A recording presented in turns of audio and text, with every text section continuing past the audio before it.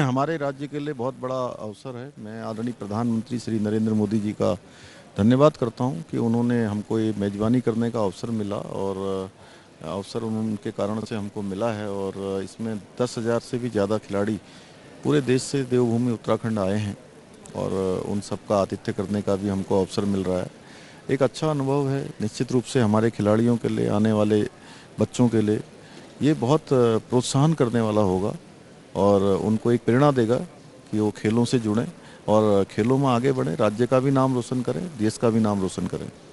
आपने मेंशन किया 10,000 से भी ज़्यादा खिलाड़ी इन्वॉल्व हैं, तो इंफ्रास्ट्रक्चर के लेवल पे बहुत बड़े होते हैं ये गेम्स। कैसे तैयारी की आपने?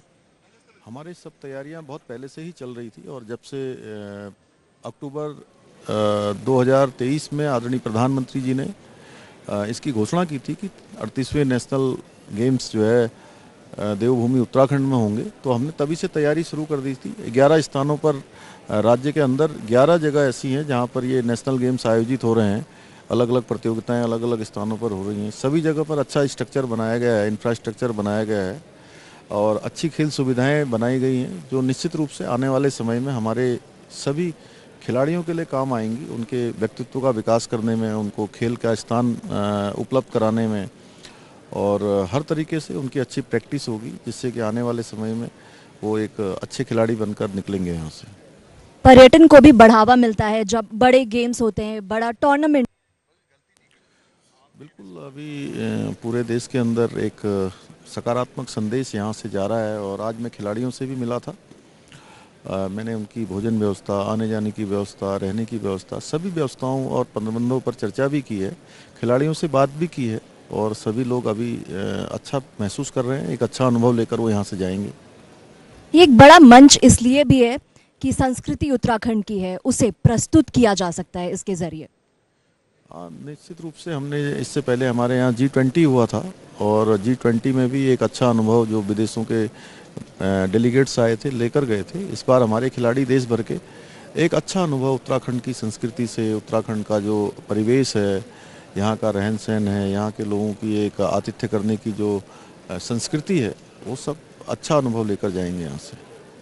जो ट्रेडिशनल गेम्स हैं भारत के, इन नेशनल गेम्स के ज़रिए उनको भी बढ़ावा दे रहे हैं आप? बिल्कुल, जैसे मलखम्ब जैसे हमारे गेम हैं वो भी आयोजित हो रहे हैं इसमें, और हम लोगों ने विशेष रूप से प्रयास किया था, क्योंकि हमारे ट्रेडिशनल गेम्स बहुत ही लोगों को भाते हैं, और हमारे खिलाड़ी भी बड़े दक्ष होते हैं। तो हमारी जो पुरानी जो खेल की जो परंपरा रही है वो भी आगे बढ़नी चाहिए। इन्हें ग्रीन गेम्स के तौर पर देखा जा रहा है, तो कैसे आप देखते हैं इसे? देखिए, ग्रीन गेम्स इस बार के 38 नेशनल गेम्स की थीम्स रही है, और ये थीम जो है इसमें अधिकतर हमारी जो सोलर एनर्जी है उसका उपयोग करना, और जो हमारे ई वेस्ट हैं उनसे मेडल इत्यादि जो भी सामान हैं वो बनाए गए हैं।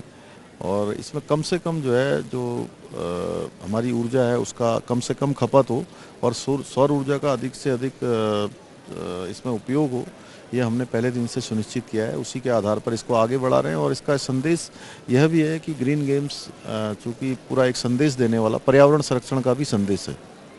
आप खुद आके खेलों का लुत्फ उठा रहे हैं, आप भी अभी भी इस बैडमिंटन मैच को आपने पूरी तरह से फॉलो किया। उत्तराखंड के खिलाड़ियों के प्रदर्शन पर क्या कहना चाहते हैं आप? नहीं, उत्तराखंड में बहुत हमारे यहाँ खेल प्रतिभाएं हैं, और उनके अंदर बहुत क्षमताएं भी हैं, और ये जो नेशनल गेम्स हो रहे हैं इसके बाद निश्चित रूप से हमारे खिलाड़ी आगे बढ़ेंगे। हमारे हर तरह से शारीरिक रूप से दक्ष होते हैं, हर प्रकार की हमारे पास यहाँ सुविधाएं भी अब हो गई हैं। तो उत्तराखंड के खिलाड़ियों में अपार संभावनाएं हैं, जो आगे चलकर प्रदेश और देश का नाम रोशन करेंगे। और यहाँ से आगे खिलाड़ियों को और प्रोत्साहन मिले, जो ये मोमेंटम सेट हुआ है उसे आगे कैसे लेकर जाना चाहेंगे आप? नहीं, अब ये मोमेंटम हमारा बना रहेगा, और इसके लिए मैंने कहा कि खेल स्तर पर जो अवस्थापना संरचनाएं हैं, स्ट्रक्चर है, वो बन चुके हैं, और इसको हम कंटिन्यू प्रोसेस में रखेंगे। अब आगे भी कंटिन्यूअस प्रोसेस में ये खेल हमारे चलते रहें, और जो हमारे खेल स्थान तैयार हुए हैं वो स्थान पूरी तरह से लगातार उनका उपयोग होता रहे। ये बहुत महत्वपूर्ण चीज़ होती है, क्योंकि इतना बड़ा विस्तृत इंफ्रास्ट्रक्चर बन जाता है, उसे लगातार इस्तेमाल कैसे किया जाए, ये खेलों के बाद सवाल रहता है। उसके लिए हमने पहले से ही प्रिपरेशन की है, और जब भी हम इतना स्ट्रक्चर बना रहे थे उसमें हमारी काफ़ी धनराशि भी खर्च हुई है, तो इसीलिए बना रहे थे कि जो है आगे चलकर हमारे खिलाड़ियों के काम आए और सतत रूप से उसका उपयोग होता रहे। आपका मैसेज क्या रहेगा खिलाड़ियों को? अभी मिडवे है गेम्स का, तो अभी आगे के जो गेम्स है उनके लिए। अच्छा खेलें, खूब मन लगाकर खेलें। अब तो खेलों के क्षेत्र में चूंकि एक बड़ा कैरियर बनता है, शानदार भविष्य है उनका, सुनहरा भविष्य है, और मन लगाकर खेल प्रतिस्पर्धा की तरह जो है जीवन को भी लें और खेल में भी लें, तो निश्चित रूप से एक स्पोर्ट्समैन स्पिरिट सबके अंदर अगर डेवलप हो जाएगी तो खेलों के साथ साथ अन्य क्षेत्रों में भी काम आएगी। आपने अपना विजन हमारे साथ साझा किया, आपका बहुत बहुत धन्यवाद। जी, आपका बहुत बहुत धन्यवाद। नमस्कार। नमस्कार, और वापस चलते हैं कमेंट्री बॉक्स में।